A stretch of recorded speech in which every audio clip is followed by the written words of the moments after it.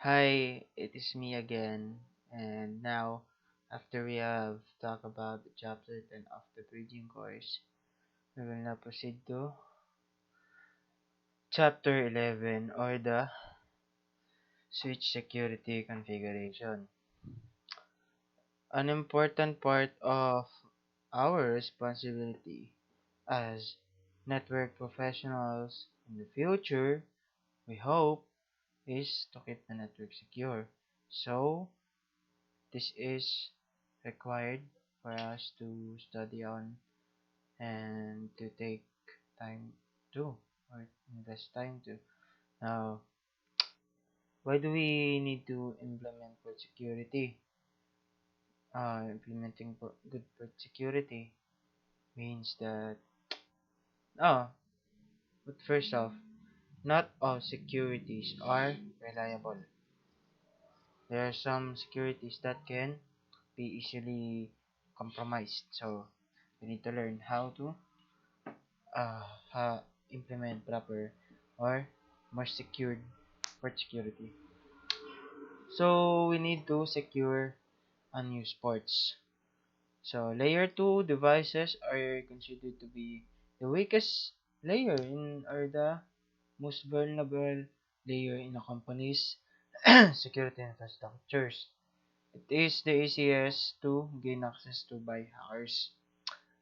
Excuse me. So all switch ports, or what we call the interfaces, should be secured before the switch is deployed for production use. A simple method used by many administrators, uh, uh, they used to have secured the network from unauthorized access, is to disable all unused ports on a switch. To do this, we need to navigate to each unused port and issue the command shutdown, or the command shutdown command. If the port must be reactivated sometime later on, it can be easily enabled with the no shutdown command, or the shortcut of no sh.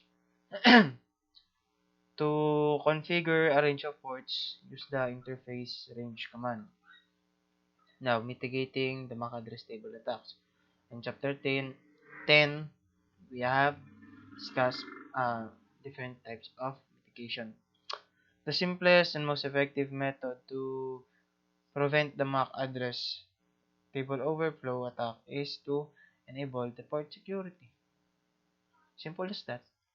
Because the port security limits the number of valid MAC addresses allowed on that port.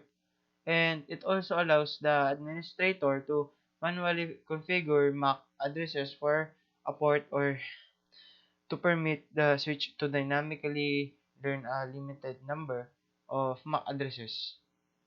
So when a port configure which for with port security receives a frame, the source MAC address of the frame is compared to the rest of the to the enlisted, or the only allowed secure source MAC addresses.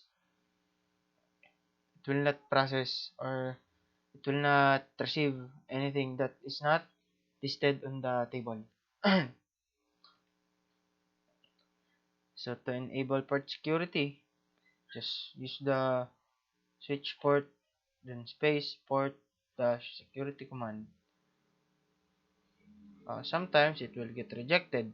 So this is because the port security can only be configured on manually configured access ports or manually configured track ports.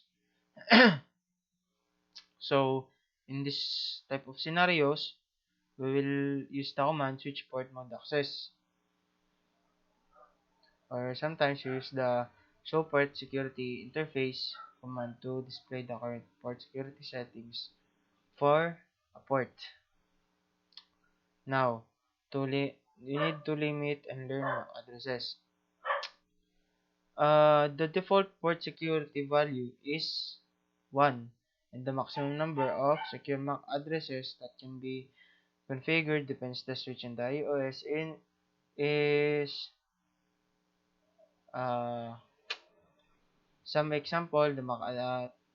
You can set the maximum, for example 8,000, like that. So, the switch can be configured to learn about MAC addresses on a secure port in one of three ways. So, we have three ways. To manually configured, we need to dynamically learn, and the dynamically learned sticky. On the manual configure, the administrator manually configures a static MAC address by using the command switch port dash security space MAC dash address, MAC address of the port. Dynamically learned, when the switch port security command is entered, then the current source MAC for the device connected to the port is automatically secured. But it is not yet added to the startup configuration. When the switch is rebooted, then the port will have to relearn the device's MAC address because it is not yet added to the startup configuration. Then third one, dynamically learn sticky. The administrator can enable the switch to dynamically learn the MAC address and stick them to the running configuration by using the then first enter the global configuration mode. Then type switch port space port the security space MAC dash address and sticky. We have the port security aging. It is used to set the aging time for static and dynamic secure addresses on a port.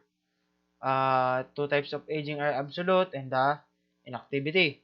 And we say the absolute aging. The absolute aging is the secure addresses on the port. The secure addresses on the port are deleted after the specific yeah specific specific aging time.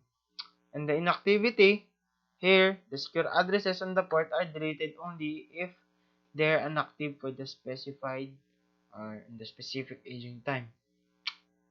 So we have a timer when they are deleted or the port addresses on the port are deleted.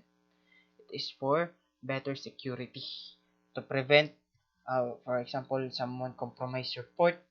They can see the addresses. And this is here to delete for security purpose. Now we have the parameters, uh, some parameters for the port aging. First is the static. It enables the aging for statically configured secure addresses on a port. The time or time space, the time of what time you want to enter or input. It specifies the aging time for a port. The range of it is 0 to 1440 minutes. If the time is 0, then it is disabled for the port. The type absolute, set the absolute aging time. Then the type inactivity, set the inactivity aging type.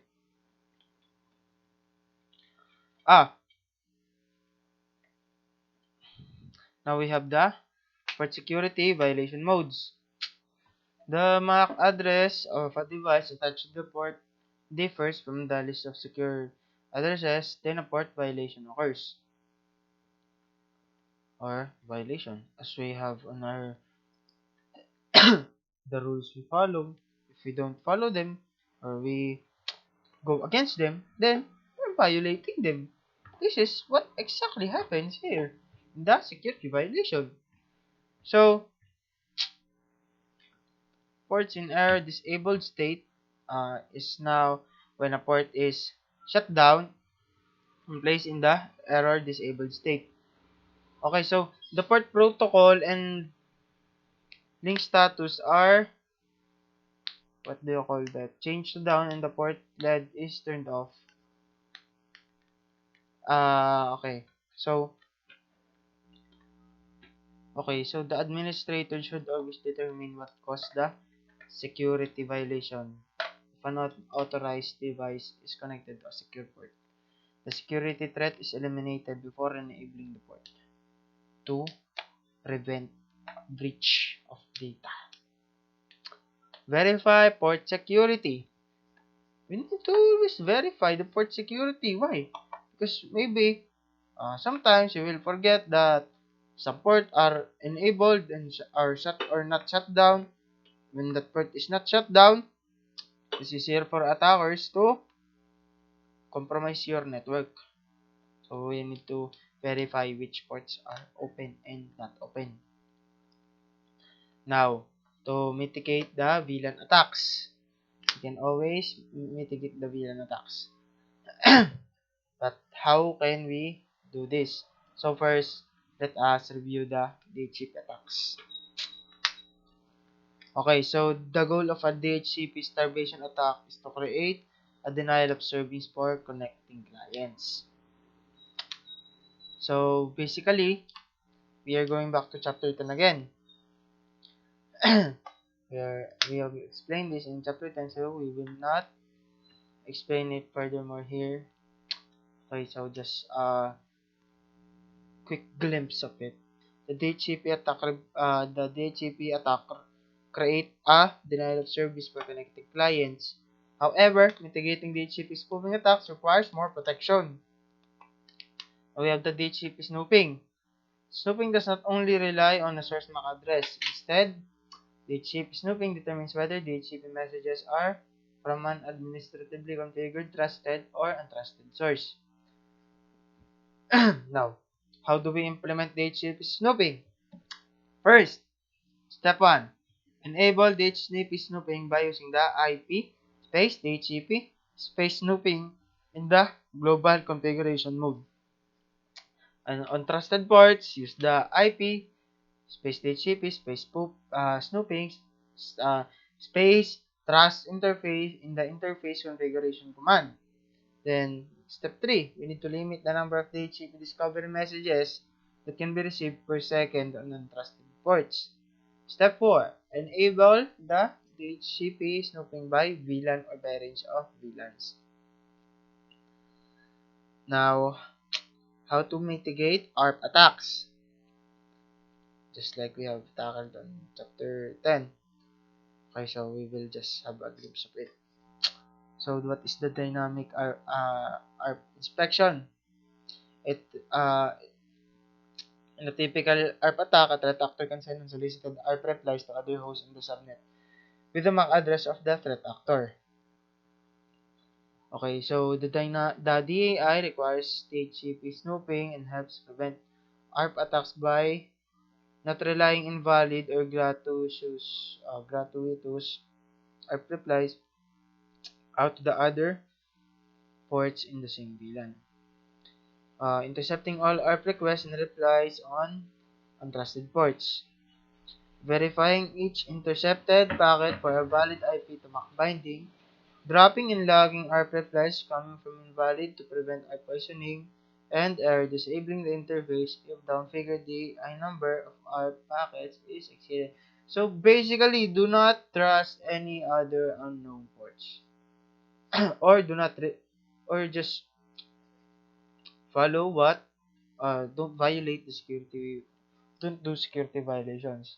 So we have to mitigate the chances of ARP spoofing and ARP poisoning, we need to enable DHCP spoofing globally, enable DHCP spoofing on selected VLANs, enable the unselected VLANs, then configure trusted interfaces for DHCP snooping and ARP inspection.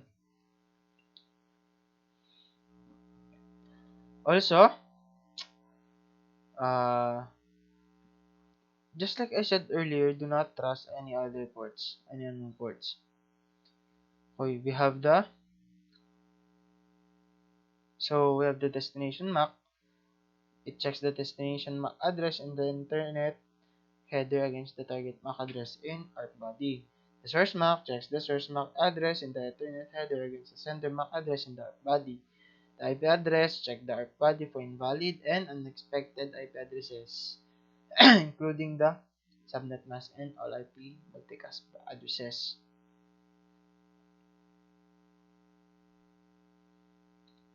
So that is all for our chapter 11. So we'll see each other again on chapter 12.